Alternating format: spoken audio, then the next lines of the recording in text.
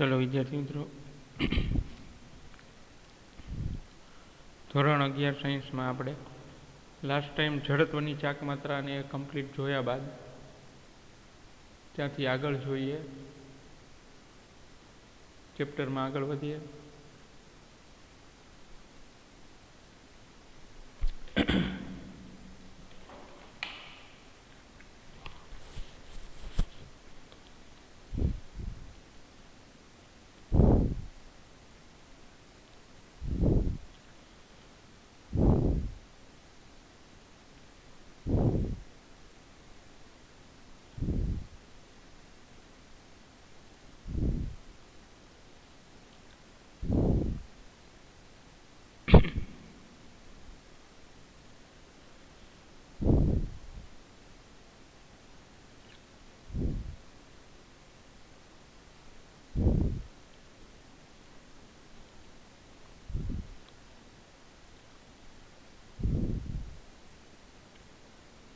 હવે આપણે વાત કરી હતી છેલ્લા લેક્ચરમાં કે આપણે લંબ અક્ષનો પ્રમેય અને સમાંતર અક્ષનો પ્રમેય કોર્સમાંથી નીકળી ગયો છે, પણ આપણે એનું ફક્ત સૂત્ર યાદ રાખવાનું છે. તો એના સૂત્રો જે છે એ ખાલી જોઈ લઈએ.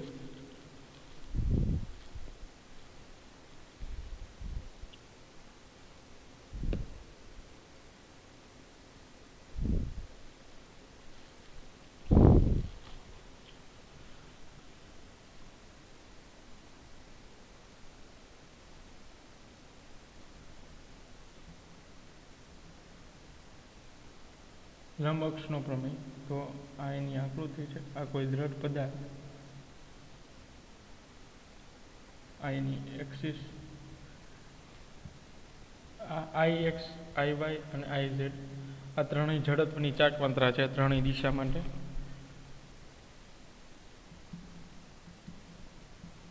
તો આ એનું સૂત્ર છે.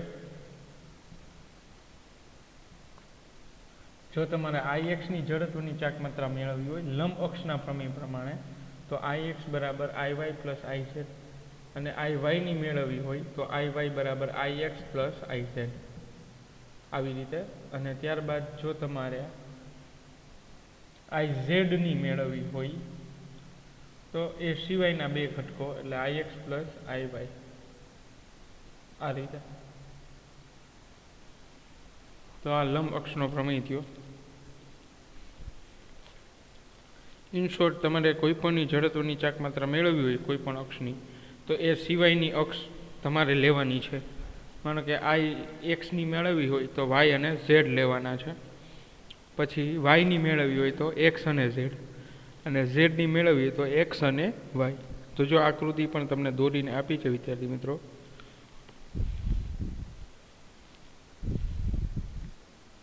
પણ આપણા સિલેબસમાં નથી, પણ છતાંય આપણે સૂત્રો જે છે એ ખાસ યાદ રાખવા, કે જેથી કરીને એક્ઝામ, જે કોમ્પિટિટિવ એક્ઝામ છે નીટ JEE, એની અંદર પૂછાય તો પ્રોબ્લેમ થાય નહીં.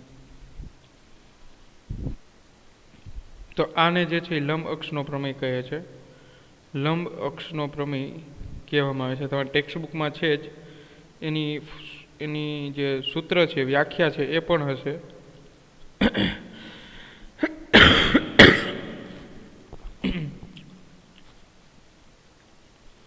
ચલો, તો એની વ્યાખ્યા એવી થશે કે કોઈ એક સમતલીય પદાર્થ લેમિના ની તેની સમતલને લંબ અક્ષને અનુલક્ષીને જડત્વની ચાક માત્રા એ તેના સાથે સંગામી અને લેમિના સમતલમાં સ્થિત બે લંબ અક્ષોને અનુલક્ષીને જડત્વની ચાક માત્રાઓના સરવાળા જેટલી જ હોય છે.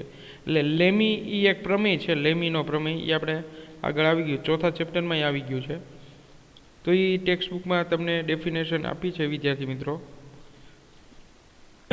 તો ત્યાંથી તમે જોઈ શકો ટેક્સ્ટબુકમાંથી. પણ અત્યારે આમાં હું નહીં લખાવું, લખવાની જરૂર નથી. ચાલો, લેમીના સિદ્ધાંતવાળી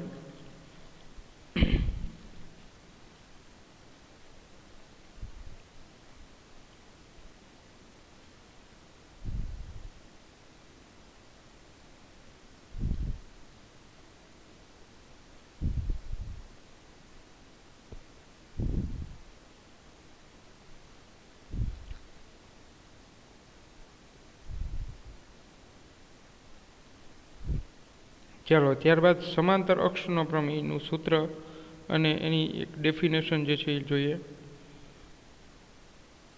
સમાંતર અક્ષનો પ્રમેય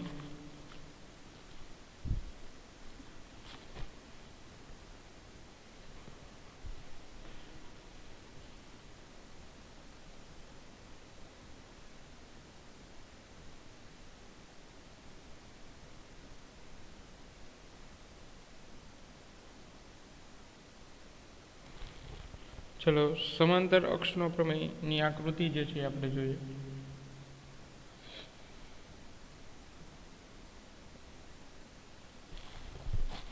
સૂત્રો ખાસ યાદ રાખજો વિદ્યાર્થી મિત્રો.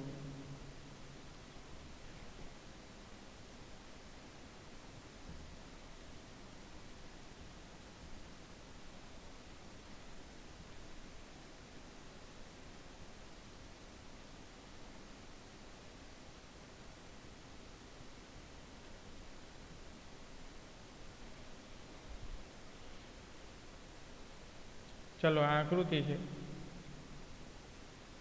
આ કોઈ દ્રઢ પદાર્થ,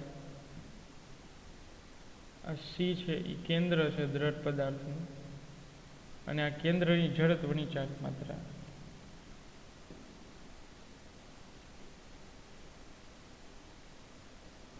કેન્દ્રને અનુલક્ષીને જડત્વની ચાક માત્રા, જેને આઈસી પણ કહેવામાં આવે છે.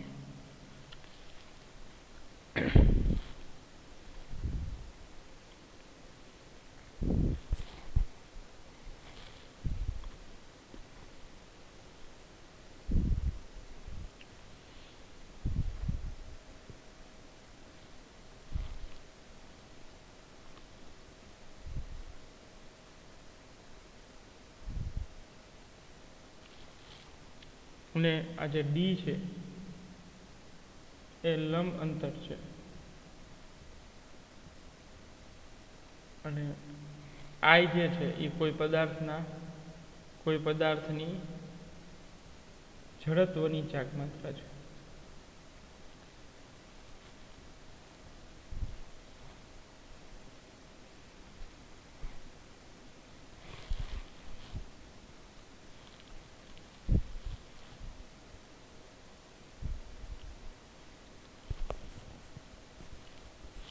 તો આ આઈ જડત્વની ચાક માત્રા મેળવવા માટે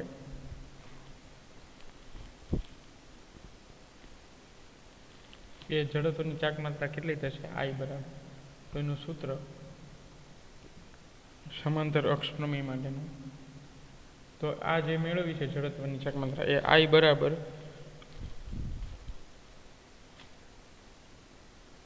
આઈસી પ્લસ એમડી સ્ક્વેર. આ એનું સૂત્ર છે. આનું ડેરિવેશન ટેક્સ્ટ બુકમાં મળે નથી, આપણે ખાલી સૂત્ર જ છે.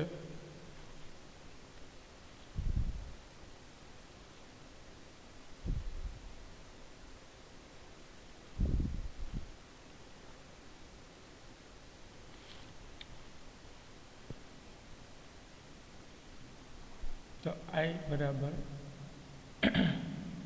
જડત્વની ચાક માત્રા, એટલે જે મેળવવાની છે એ આકૃતિમાં આપણે લખેલી જ છે. આઈ રાઉન્ડ પણ કરેલું છે એ. પછી આઈસી એટલે તે પદાર્થના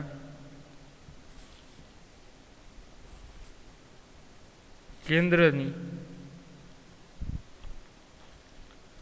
જડત્વની ચાક માત્રા, તથા એમ છે એ પદાર્થનું કુલ દળ છે.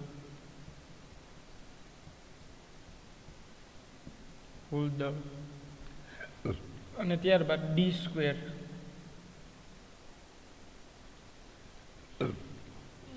ડી સ્ક્વેર એટલે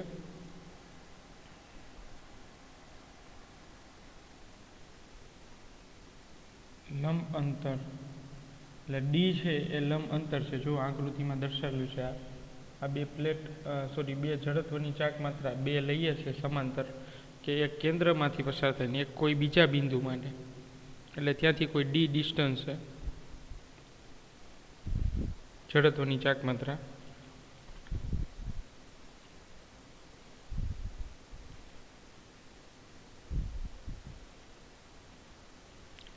ચલો આ સૂત્રો યાદ રાખવાના છે ખાસ.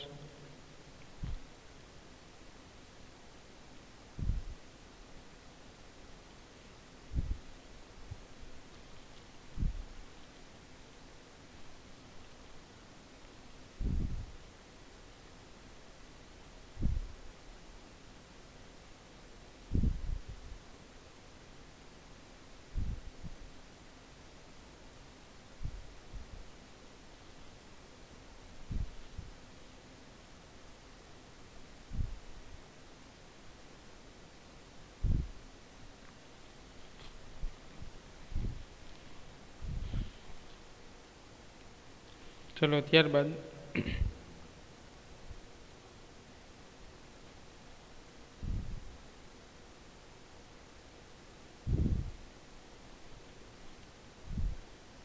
હવે આગળ જોઈએ વિદ્યાર્થી મિત્રો થિયરીમાં.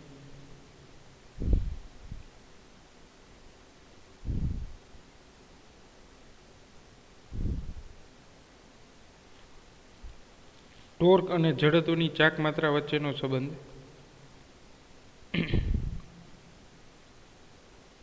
ટોર્ક અને જડત્વની ચાક માત્રા વચ્ચેનો સંબંધ.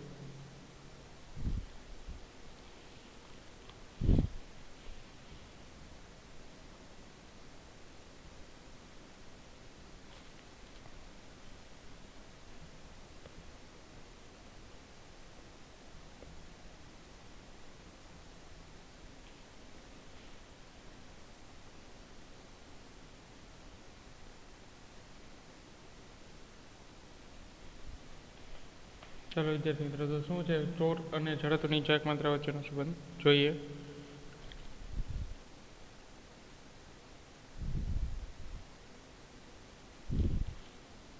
હવે દ્રઢ પદાર્થની ચાક ગતિ ઉર્જા એનું સૂત્ર પણ જોઈએ. દ્રઢ પદાર્થની એના પરથી આપણે સોલ્વ કરવાનો છે. દ્રઢ પદાર્થની ચાક ગતિની ગતિ ઉર્જા. પહેલાં આપણે થોડો આ ટોપિક સમજીએ. દ્રઢ પદાર્થની ચાક ગતિની ગતિ ઉર્જા. તો આપણે થોડું જે છે ને એ રેખીય ગતિ ઉર્જા દ્વારા સમજીએ. રેખીય ગતિ ઉર્જા એની જ અહીંયા કોપી પેસ્ટ કરવાની છે. એટલે ચાક ગતિની ગતિ ઉર્જા.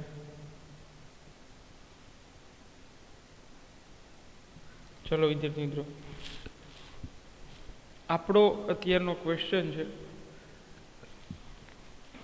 કે ટોર્ક અને જડત્વની ચાક માત્રા વચ્ચેનો સંબંધ. ટોર્ક અને જડત્વની ચાક માત્રા વચ્ચેનો સંબંધ દર્શાવવાનો છે. હવે ટોર્ક જે છે એક સમીકરણમાં ટોર્ક અને આઈ બંને સાથે આવવા જોઈએ. હવે એના માટે આપણે ચાક ગતિથી એને સોલ્વ કરવાનું છે, ચાક ગતિની ગતિ ઉર્જાથી. તો વિદ્યાર્થી મિત્રો, રેખીય ગતિ ઉર્જા અને ચાક ગતિ ઉર્જા આ બંને સૂત્રો જે છે એ ચાક ગતિની ગતિ ઉર્જા આ રેખીય ગતિ ઉર્જાના સૂત્ર પરથી મેળવી શકાય. જોઈએ કઈ રીતે. તો આમાં આપણે જે છે એ રેખીય ગતિ ઉર્જાના જે સમીકરણ જે છે ½ mv², તો એ જ રીતે જેમ આખા ચેપ્ટરમાં આપણે જોયું છે રેખીયના જે સૂત્રો છે વેગમાન, તો ક્રોસ આર એ રીતે કરતા ગયા છે. તો ટૂંકમાં આપણે અહીંયા વેગ હોય તો એમાં કોણીય વેગ હોય, આમાં દળ છે તો જડત્વની ચાક માત્રા હોય. તો એ સંદર્ભે આપણે વાત કરવાની છે. તો આપણે જોઈએ કે આનું ટ્રાન્સફોર્મ કઈ રીતે આને બદલીએ. આ જે છે એ લિનિયરની છે, કાઇનેટિક એનર્જી લિનિયર, ને આ કાઇનેટિક એનર્જી ફોર રોટેશનલ, એટલે કે વર્તુળાકારની ચાક ગતિ ઉર્જા. તો હાફ એઝ ઇટ ઇઝ. પછી દળ, તો આ ચેપ્ટરમાં દળ એટલે જડત્વની ચાક માત્રા આઈ તરીકે કામ કરે છે. દળ એટલે જડત્વની ચાક માત્રા આઈ તરીકે કામ કરે છે. અને ઓમેગા અહીંયા વી છે. વી એટલે રેખીય વેગ છે. શું છે વિદ્યાર્થી મિત્રો?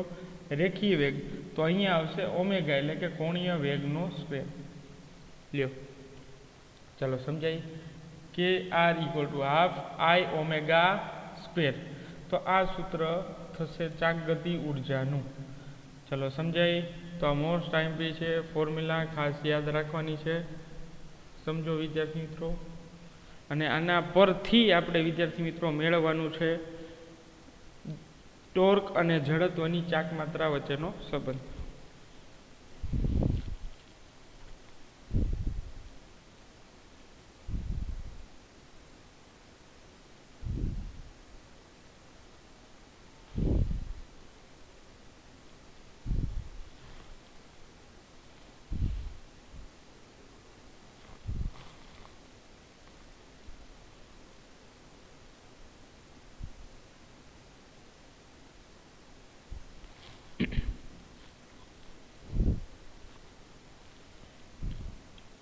તો જોઈએ,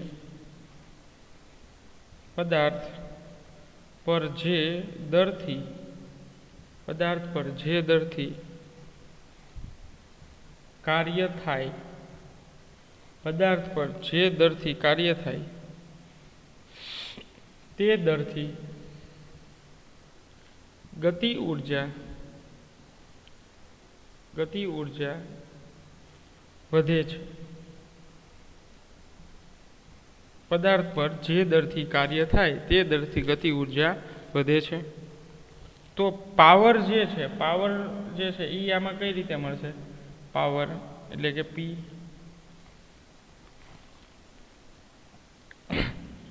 તો કે ગતિ ઊર્જામાં થતો ફેરફાર એ પાવરના મૂલ્ય બરાબર હશે. એટલે ડીકે બાય ડીટી એટલે કે ગતિ ઊર્જામાં થતો ફેરફાર, અથવા તો આમ પણ લખી શકાય, એકમ સમયમાં ગતિ ઊર્જામાં થતો ફેરફાર એ પાવરના મૂલ્ય બરાબર હોય છે. અહીંયા લખી નખાય આપણે કે ગતિ ઊર્જામાં થતો ફેરફાર એ પાવરના મૂલ્ય બરાબર હોય છે.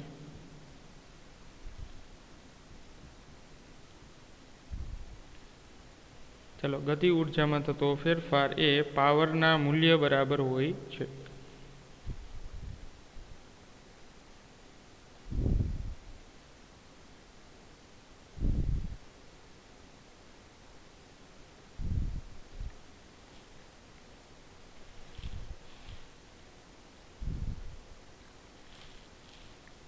ચલો, તો હવે આપણે ગતિ ઊર્જાનું વિકલન કરીએ તો આપણને પાવર મળી જશે. તો DK by DT equal to power. તો હવે ગતિ ઊર્જાનું સૂત્ર એટલે આમ પણ લખી શકાય ડી બાય ડીટી. કેની કિંમત જે છે એ આપણે અહીંયા હું મૂકી દઉં, હાફ આઈ ઓમેગા સ્ક્વેર.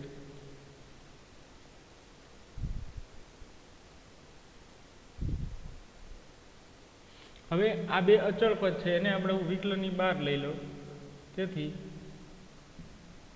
અચળ પદ એટલે કે હાફ આઈ એ જે છે એ બહાર લઈએ આપણે, તો વધે શું? D by DT omega square. ચલો, આટલું વધે.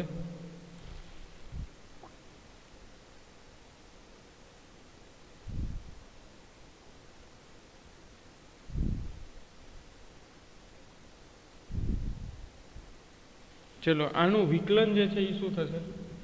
પી equal to half I D square omega square D by DT. એટલે એનું શું થશે? 2 omega into D omega by DT. આ એનું ફોર્મ્યુલા બનશે.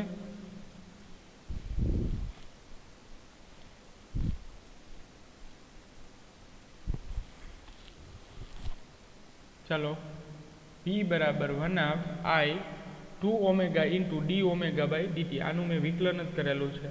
વિકલન તમને ખાસ યાદ હોવું જોઈએ, 2 omega d omega by dt. હવે આપણે જાણીએ છીએ વિદ્યાર્થી મિત્રો કે હાફ 2i ઓમેગા. હવે ડી ઓમેગા બાય ડીટી એટલે એકમ સમયમાં કોણીય વેગમાં થતો ફેરફાર. તો આ જે છે એ આલ્ફા કહેવાશે. શું કહેવાશે વિદ્યાર્થી મિત્રો? આલ્ફા, એટલે કે કોણીય પ્રવેગ કહેવાય. તો અહીંયા હું લખી નાખું આલ્ફા, કોણીય પ્રવેગ. ચાલો, રેડી છે? તો આખું ફોર્મ્યુલા ક્લિયર. હવે અહીંયા જો આ કેન્સલ થાય છે, એ કેન્સલ કરી લીધા આપણે. તો પી બરાબર શું બચે છે? આઈ ઓમેગા આલ્ફા. હવે જો આ ક્યાંક જાણીતું સમીકરણ લાગે છે, આઈ આલ્ફા. જેમ રેખીયમાં એફ બરાબર એમ એ છે, F બરાબર ma, એટલે દળ અને પ્રવેગ. તો એવી જ રીતે ચાક ગતિમાં ટોર્ક બરાબર શું થશે? દળની જગ્યાએ શું આવશે? જડત્વની ચાક માત્રા, કારણ કે એમાં દળ જડત્વ તરીકે કામ કરે, તો આમાં I એટલે કે જડત્વની ચાક માત્રા જડત્વ તરીકે કામ કરે. આ છે રેખીય પ્રવેગ, તો અહીં આપણે લખવાનું થશે કોણીય પ્રવેગ. તો ટોર્ક બરાબર શું થશે? I alpha. તો આ I આલ્ફા બી છે અને I બી છે, તો ત્યાં થઈ જશે ટોર્ક. ચાલો વાંધો નહીં, ભલે લખેલું, આપણે અહીંથી કન્ટિન્યુ કરીએ આગળ. આ સમજવા માટે છે. ચલો ચલો તો P બરાબર I આલ્ફા ઓમેગા. P બરાબર I આલ્ફા ઓમેગા થશે. તો P બરાબર I આલ્ફાની જગ્યાએ લખાશે ટોર્ક ઇન્ટુ ઓમેગા. તો જો ટોર્ક ઇન્ટુ ઓમેગા, તો આ સૂત્ર પણ ક્યાંક જાણીતું છે વિદ્યાર્થી મિત્રો. આ સૂત્ર પણ ક્યાંક આપણે જાણીતું છે. જેમ કે રેખીય ગતિમાં પાવર એનું સમીકરણ આવું કંઈક હતું. પાવર બરાબર બળ અને એને ગુણ્યા વેગ, ફોર્સ ઇન્ટુ વેલોસિટી. આવું આપણે ચેપ્ટર નંબર 6માં જોયું છે. ચેપ્ટર નંબર 6માં જોયું છે. પાવર બરાબર બળ ગુણ્યા વેગ. ચલો સમજાય વિદ્યાર્થી મિત્રો?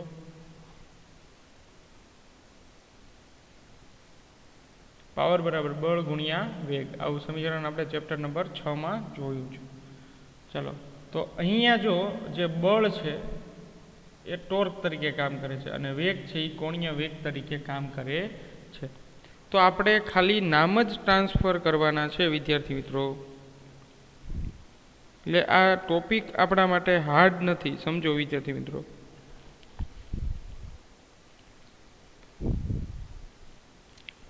સમજાય વિદ્યાર્થી મિત્રો?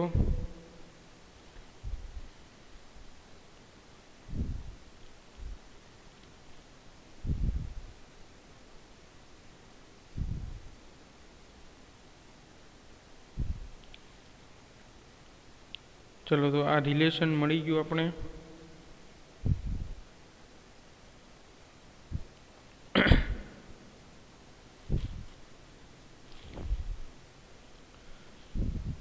હવે જો પાવરની આપણી પાસે બે ફોર્મ્યુલા થઈ.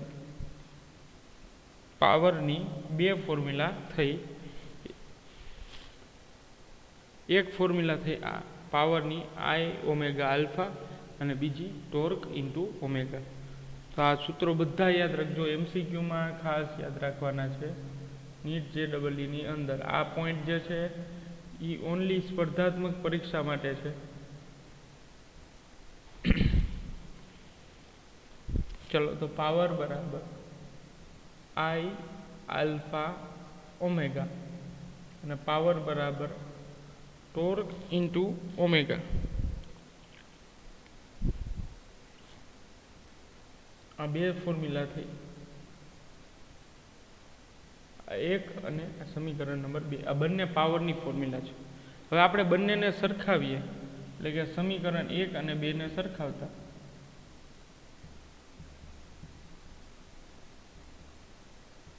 ચલો તો 2 ને કમ્પેરિઝન કરો તો શું થશે કે I alpha omega equal to torque into omega. તો ઓમેગા ઓમેગા કેન્સલ, તો ટોર્ક ઇક્વલ ટુ શું થઈ ગયું? I alpha.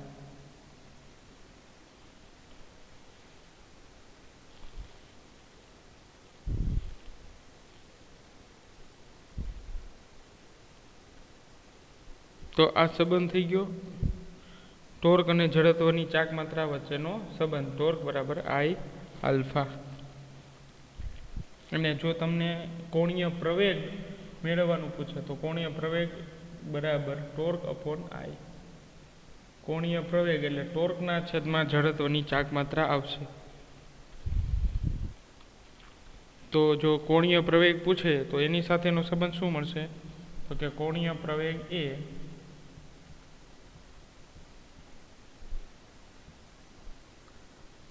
ટોર્કના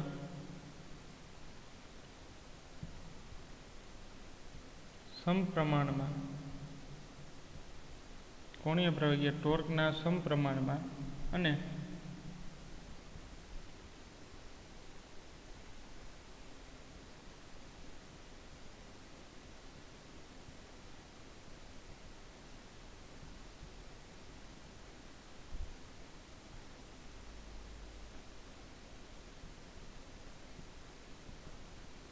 કોણીય પ્રવેગ એ ટોર્કના સમપ્રમાણમાં અને જડત્વની ચાક માત્રાના વ્યસ્ત પ્રમાણમાં હોય છે. ખાસ યાદ રાખો, કોણીય પ્રવેગ એ ટોર્કના સમપ્રમાણમાં અને જડત્વની ચાક માત્રાના વ્યસ્ત પ્રમાણમાં હોય છે.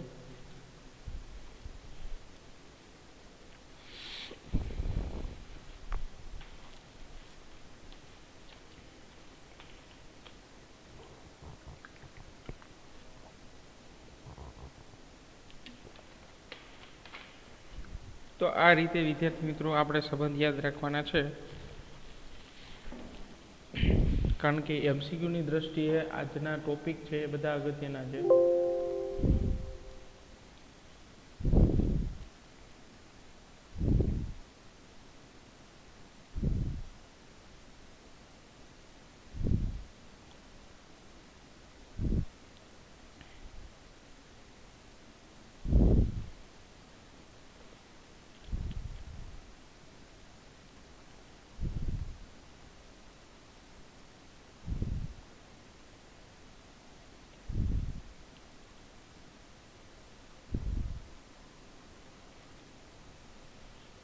ચલો, તો આ લંબ અક્ષનો પ્રમેય Ix બરાબર Iy પ્લસ Iz. પછી સમાંતર અક્ષનો પ્રમેય એ છે I બરાબર Ic પ્લસ MD સ્ક્વેર. ત્યારબાદ આ યાદ રાખવાનો છે સમાંતર અક્ષનો પ્રમેય, લંબ અક્ષનો પ્રમેય. પછી ટોર્ક અને જડત્વની ચાક માત્રા વચ્ચેનો સંબંધ એ પણ અગત્યનો છે વિદ્યાર્થી મિત્રો. એના જે સૂત્રો છે એ તમારે બધાએ ખાસ યાદ રાખવાના છે. એના સૂત્રો એ ખાસ યાદ હોવા જોઈએ.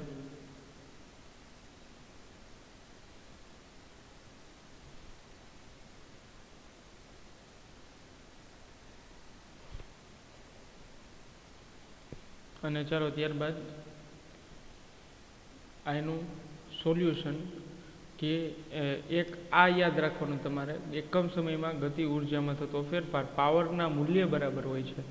તો તમે ગતિ ઉર્જાનું કોઈ સમીકરણ આપેલું હોય દ્વિચલ પદમાં, તો એનું સમય સાપેક્ષ એટલે કે ટી સાપેક્ષે વિકલન કરશો તો પણ તમને જે પાવર છે એ મળી જશે વિદ્યાર્થી મિત્રો. સમજાય છે?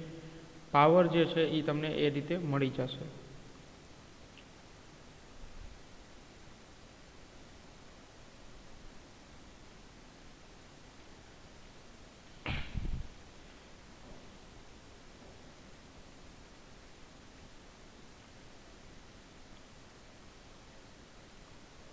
અને એના સૂત્રો યાદ રાખવાના છે. I આલ્ફા ઓમેગા અને ટાઉ ઓમેગા અને I આલ્ફા ઓમેગા, આ બેને સરખાવો તો ઓમેગા ઓમેગા કેન્સલ થઈ જશે અને ટોર્ક બરાબર I આલ્ફા થશે, જેમાં I જે છે એ જડત્વની ચાક માત્રા છે. તો આ બે વચ્ચેનો સંબંધ આપણે આ જ ક્વેશ્ચન હતો આપણો કે ટોર્ક અને I વચ્ચેનો સંબંધ. તો આ છે ટોર્ક અને આ છે જડત્વની ચાક માત્રા.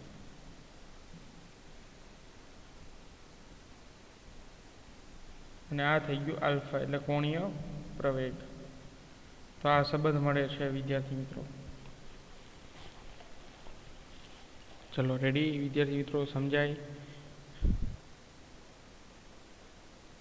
Torque equal to I alpha, ત્યારબાદ P equal to I alpha omega, P equal to torque omega, અને આલ્ફા એટલે કે કોણીય પ્રવેગ એ ટોર્કના સમપ્રમાણમાં ને જડત્વની ચાક માત્રાના વ્યસ્ત પ્રમાણમાં હોય છે.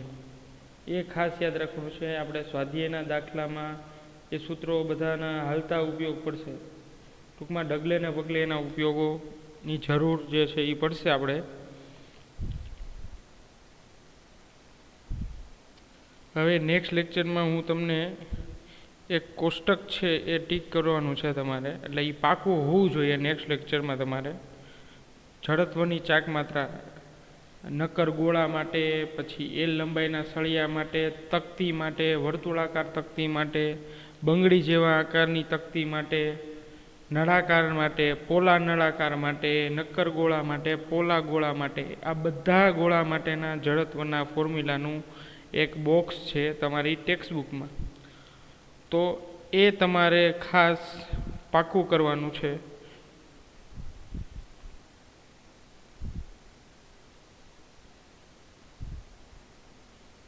ખાસ તમારે એ પાકું કરવાનું છે.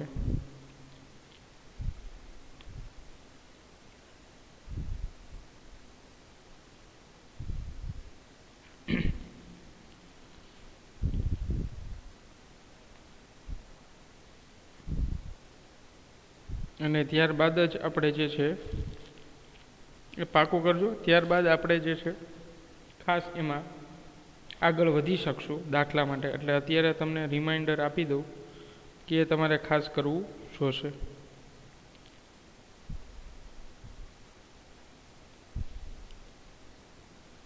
ચાલો વિદ્યાર્થી મિત્રો, હવે આજના લેક્ચરમાં આટલું જોઈએ. નેક્સ્ટ લેક્ચરથી એ કોષ્ટક તમારે હોમવર્કમાં મેં આપેલું છે, અહીંયા લખી દઉં છું. જડત્વની ચાક માત્રાનું કોષ્ટક પાક્કું તમારે કરવાનું છે, યાદ રાખવાનું છે. અને 5 વાર હોમવર્કમાં લખવાનું છે. 5 વાર હોમવર્કમાં લખવાનું છે.